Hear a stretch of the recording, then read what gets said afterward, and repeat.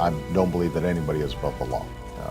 On the other hand, I also have a belief that we need to look forward as opposed to looking backwards, looking backwards, looking backwards, looking backwards, looking backwards, looking backwards, looking backwards, looking backwards, looking backwards.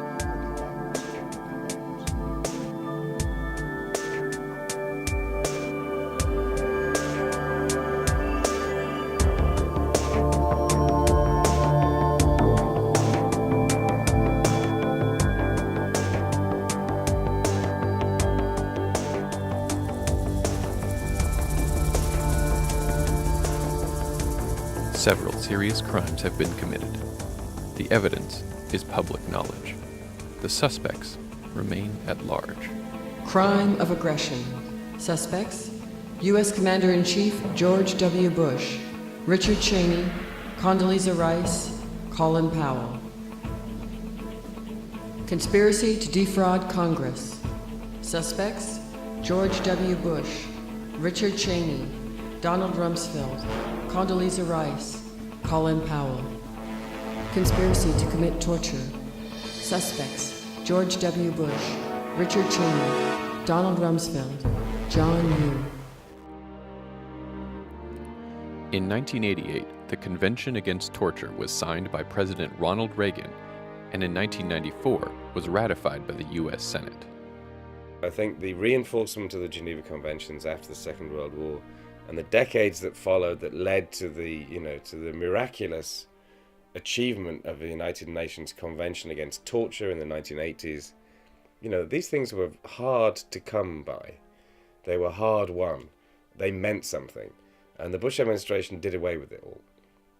They very deliberately tried to claim that torture wasn't torture so that they could engage in torture. That isn't something that you can't get away with saying that you're innocent by cynically redefining something like that. You shouldn't be allowed to. So, while that remains unaddressed, it continues to be horribly poisonous and needs to be addressed. And, similarly, what the Bush administration achieved in terms of depriving people of their liberty, which is a very fundamental thing, is also something that continues to poison our world. So, you hold somebody humanely until the end of hostilities if they're a soldier, or you accuse them of criminal actions and put them on trial. This hasn't happened. In 2004, photographs of Iraqi prisoners who had been tortured by the U.S. military shocked the world. President Bush said today that he was disgusted by pictures of Iraqi prisoners being abused by American soldiers. 6 soldiers now face the possibility of a court-martial, and a brigadier general is under investigation. Many Americans will be disgusted by what they see, and the damage to U.S. interests in the rest of the world is hard to calculate, but it will be significant. Here's ABC's Martha Raddatz. The photographs were taken by the soldiers themselves. First aired on CBS 60 Minutes 2, they are disturbing and explicit. The Iraqi prisoners were hooded, stripped naked, forced into sexually explicit poses or human pyramids. And there are the American soldiers, male and female, smiling, pointing, humiliating the prisoners. So the actual abuse, the torture, the humiliation went on and was documented. And the investigation stopped at the lowest level individuals who were actually carrying out the physical abuse and the physical torture without any attempt systematically to go up the chain of authority and look at the officials who conceived of torture, who authorized it, who wrote legal memos justifying torture, and that today has been left totally unaccounted for. And I think people are going to see in over the long haul, when looking back at this, what actually went on. But again, just having the historical record is not enough. You also need to act on those abuses. And, it may not have such profound impact here in the U.S. where people are focused on the economy and getting their lives together, but in the other parts of the world, the lack of accountability for U.S. abuses has a very serious impact and is, a source of hostility and anger towards the U.S. How can the U.S. call on other countries to adhere to these human rights violations, to not torture, to hold officials accountable for abuses in those countries when the U.S. does not do the same at home? It's a double standard that is really detrimental to U.S. foreign policy and our national security. In a letter from the Justice Department to a federal judge on April 24, 2009, the Obama administration announced that the Pentagon would turn over to the American Civil Liberties Union 44 additional photographs showing detainee abuse of prisoners in Afghanistan and Iraq during the Bush administration. But the pushback from the military and intelligence establishment was immediate, as former and current officials publicly admonished the new president. And 3 weeks later, President Obama reversed the decision to release the images. It's therefore my belief that the publication of these photos would not add any additional benefit to our understanding of what was carried out in the past by a small number of individuals. In fact, the most direct consequence of releasing them, I believe, would be to further inflame anti-American opinion and to put our troops in greater danger.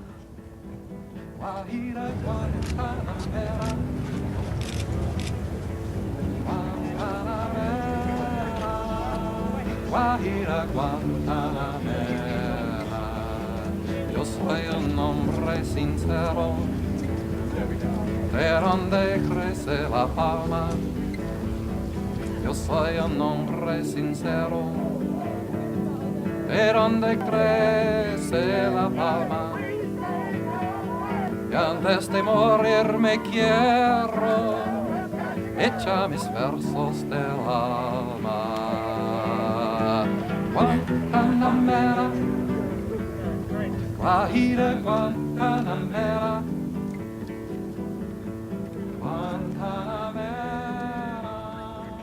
Guajira, Guantanamera. When President Obama came into office in January 2009, he immediately issued an executive order promising to close Guantanamo within a year.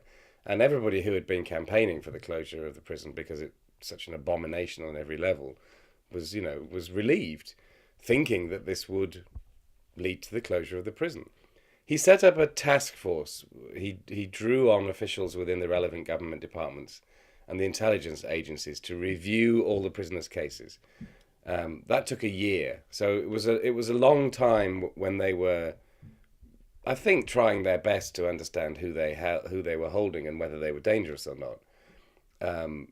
It took that time to decide what they were going to do with the prisoners, but of course that left a lot of room for the supporters of Guantanamo to start making their moves.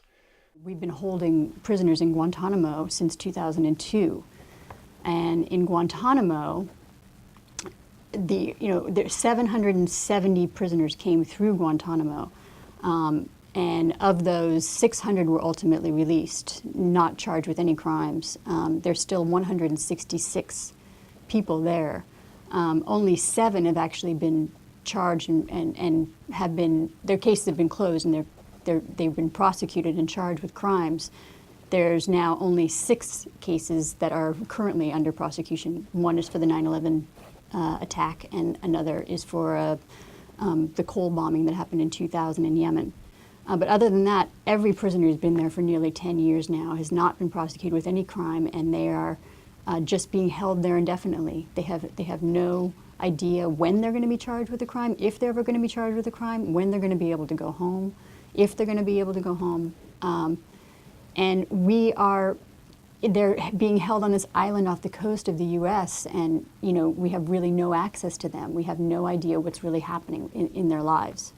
The thing with the secrets of the war on terror is that at every stage, obstacles have been erected to prevent the public from knowing what's actually going on. That happened obviously under the Bush administration, but it's been maintained largely under the Obama administration, although a few documents have been publicly released. much of what takes place is not.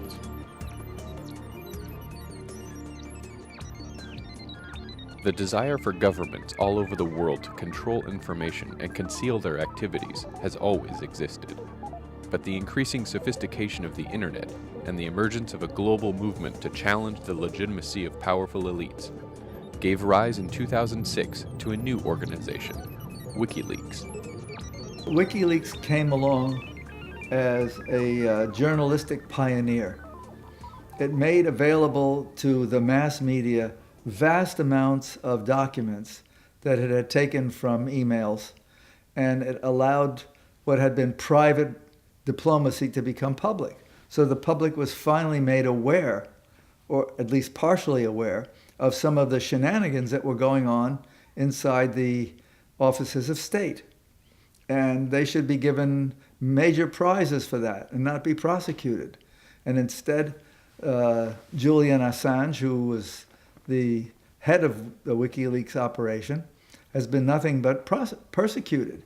He is now holed up in the Ecuadorian embassy in London trying to get asylum in Ecuador. The British have declared him deportable to Sweden for sex crimes. And it's not even because he has been indicted there.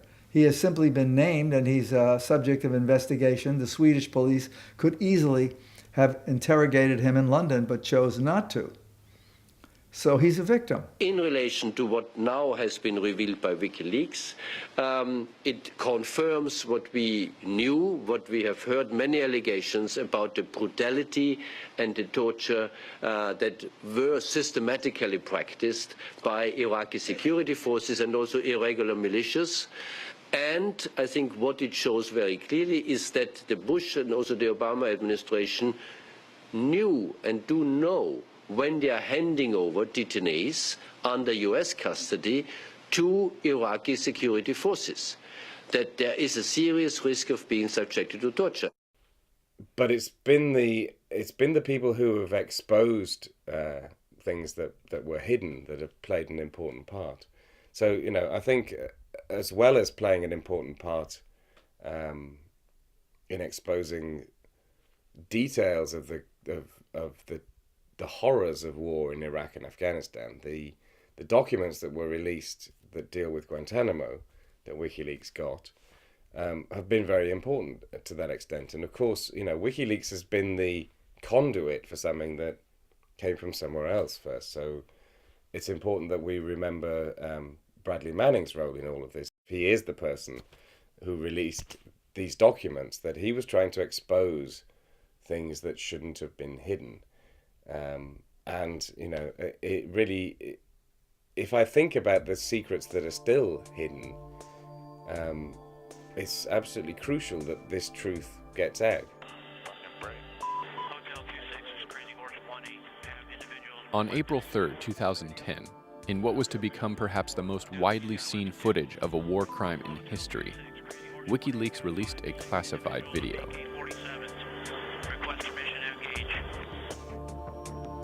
Roger that. We have no personnel east of our position, so you are free to engage over. All right, we'll be engaging. Roger, go ahead. I can't get them now because they're behind that building. Anybody has an element? We got an RPG. All right, we got a guy with an RPG. I'm going to fire. Okay. No, hold on. Let's come around behind buildings right now from our point of view. Yeah, we're going to come around.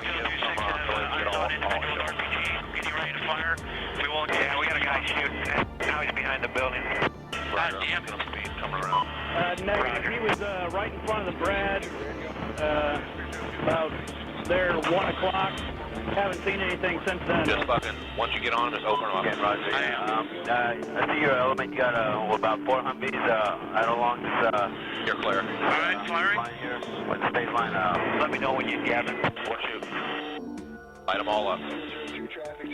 Come on, fire. Yeah, Roger. Keep shooting. The so-called collateral murder video which is one of the items that Bradley Manning is accused of leaking to Wikileaks, demonstrates evidence of at least 3 violations of the Geneva Conventions. This is when the U.S. helicopter got permission and fired on a group of civilians in Iraq, including 2 journalists from Reuters, all of them unarmed.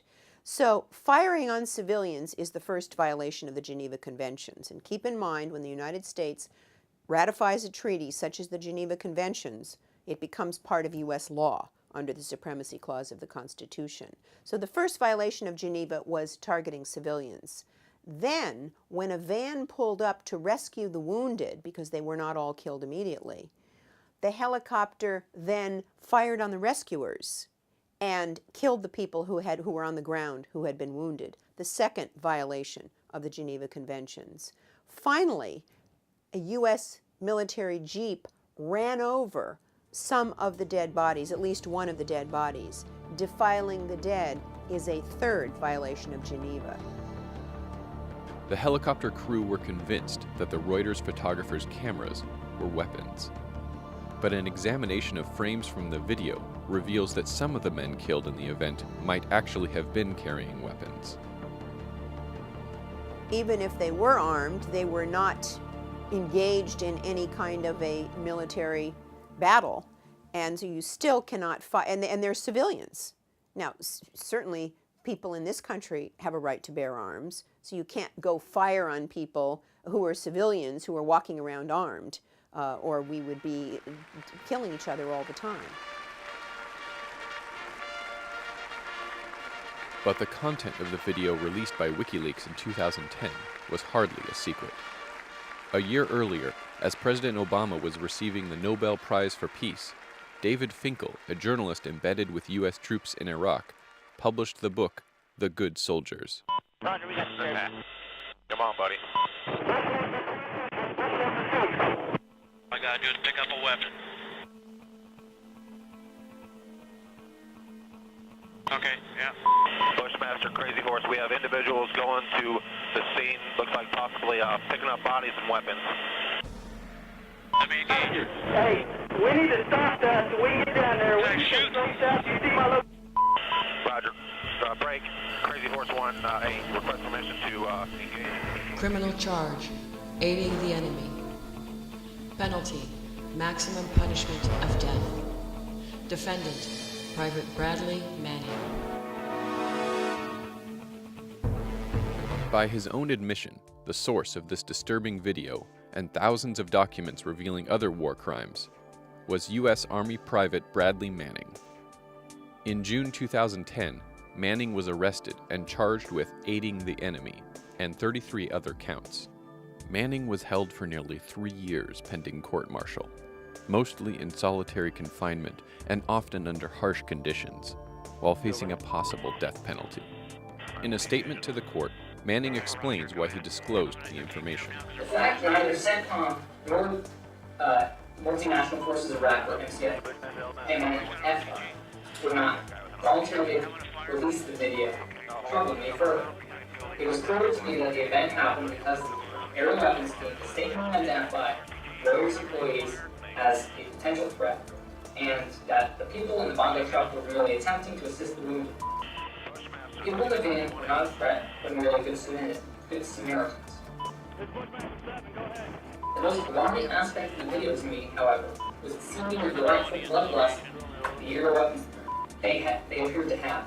They dehumanized the individuals they were engaging and seemed to not value human life by referring to them as, quote, dead bastards, unquote, and congratulating each other on the ability to kill in large numbers. We won't shoot anymore. At one point in the video, there's an individual on the ground attempting to crawl to safety. The individual is seriously wounded.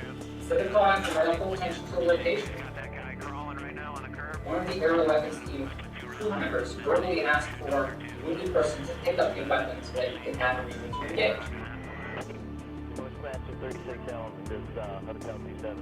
For me, this seems similar to a child torturing hands with a magnifying glass.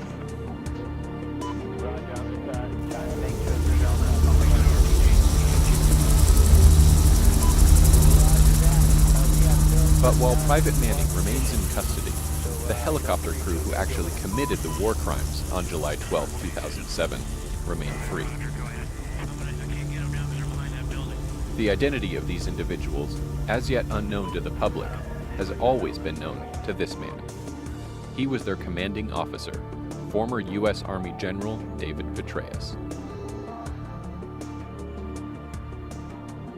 Under the very well-established doctrine of command responsibility, which was first used at Nuremberg and is enshrined in the Army Field Manual, commanders all the way up the chain of command to the commander-in-chief can be liable for war crimes if they knew or should have known their subordinates would commit them and they did nothing to stop or prevent it. One thing that has led to this culture of impunity is that the guilt is widespread.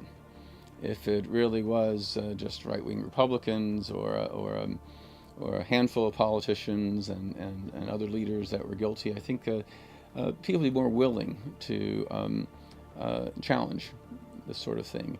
But I think a perfect illustration would be the war in Iraq. The Democrats had control of Congress, or of the Senate at least. They could have stopped, they could have prevented the war by refusing to authorize it. Yet not only did a large minority of House Democrats support the war resolution, a majority of Senate Democrats support the resolution, but the very people who did support that resolution were rewarded, even when it became apparent what a disaster the Iraq War was, even when it became apparent about the lies regarding the so-called weapons of mass destruction. John Kerry and John Edwards, who supported the war, got their party's nomination for president and vice president in 2004. Obama, despite his insistence that he would not only end the Iraq War, but in the mindset that led to the Iraq War, appointed supporters of the Iraq War to the vast majority of his key foreign policy positions. Gates in the Department of Defense, Hillary Clinton in the State Department, Rahm Emanuel, Chief of Staff, Joe Biden as his Vice President, Janet Napolitano in Homeland Security, etc. And it's sort of like you can, no matter how wrong you can be and how tragic the consequences, you'll still be rewarded. And this is the Democrats. So you can imagine. I think it becomes very difficult then to challenge Bush and Cheney and Rumsfeld and the main architects of the Iraq War when Democrats, including some that people consider to be liberal Democrats, colluded in the lies and in this in making possible this tragic and illegal and unnecessary war.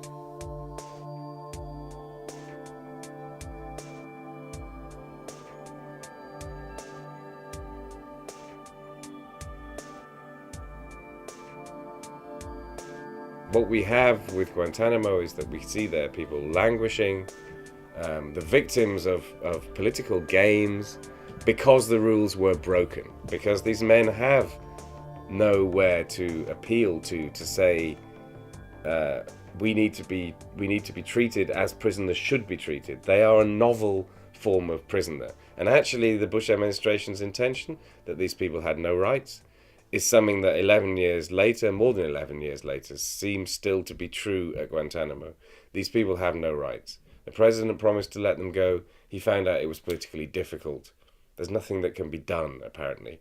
Apparently these men, if something doesn't change, will die without most of them ever having been charged or tried or convicted of anything. And I would say that a novel twist that has happened under President Obama is that he's replaced a lot of what was obviously perceived as the messy and difficult problem of capturing and detaining people and interrogating them with a due process-free assassination program. He's returned to a discredited assassination program that America struggled with for decades, that was largely abandoned after 9/11 with the preference for extraordinary rendition and black sites and torture. Now he's killing, who knows how many people by drones. And I think that it is as legally and morally dubious as everything that the Bush administration has done.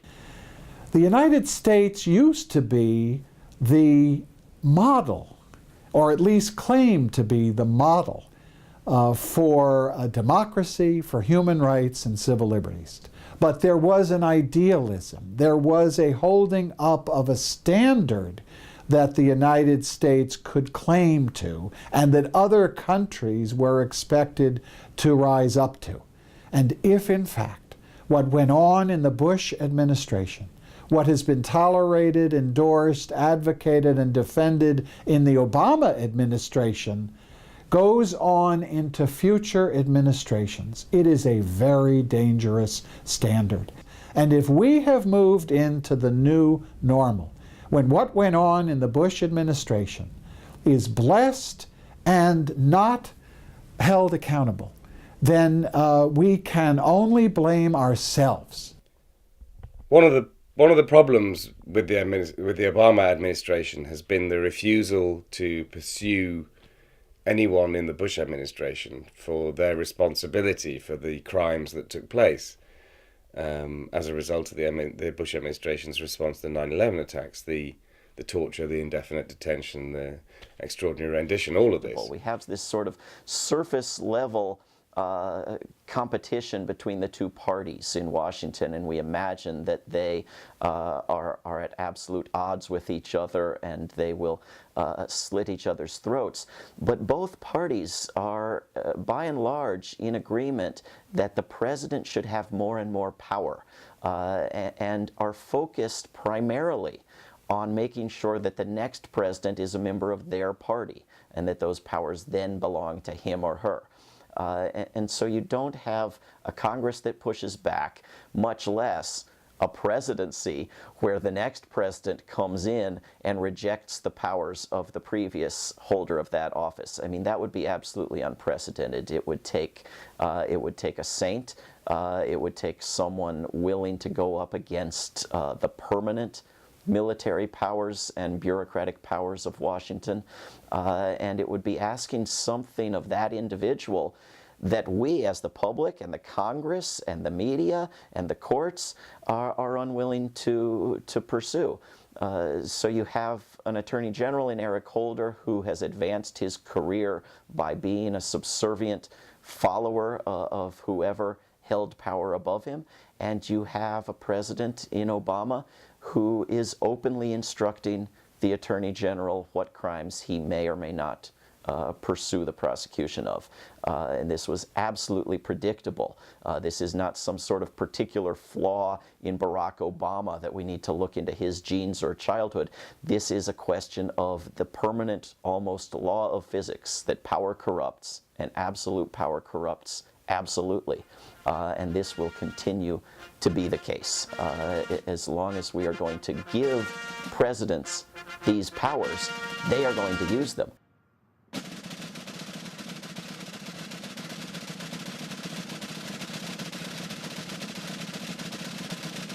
Ladies and gentlemen, the President of the United States, Barack Obama.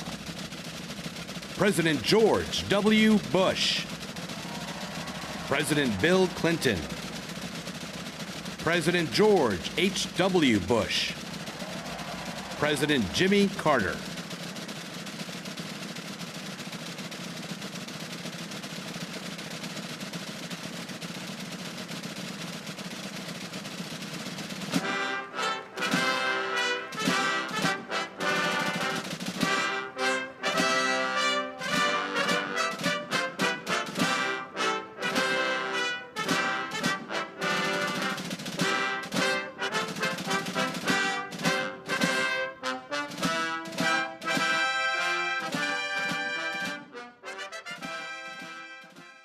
When President Obama came into office, I mean, even before he came into office, he spoke about looking forward and not backwards. So clearly what was already taking place, at least in some parts of the administration, was an acknowledgement that they weren't going to, if you like, wage war on the institution of the president.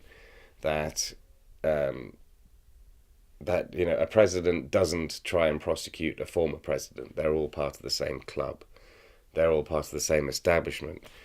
Now that it's clear, once it became clear that the Obama administration was not going to prosecute any senior U.S. administration officials for these crimes, then, you know, President Bush, Rumsfeld, Cheney all went out in the public and in their books, talked about the fact that they had indeed authorized waterboarding and had authorized these techniques and that they would do it again.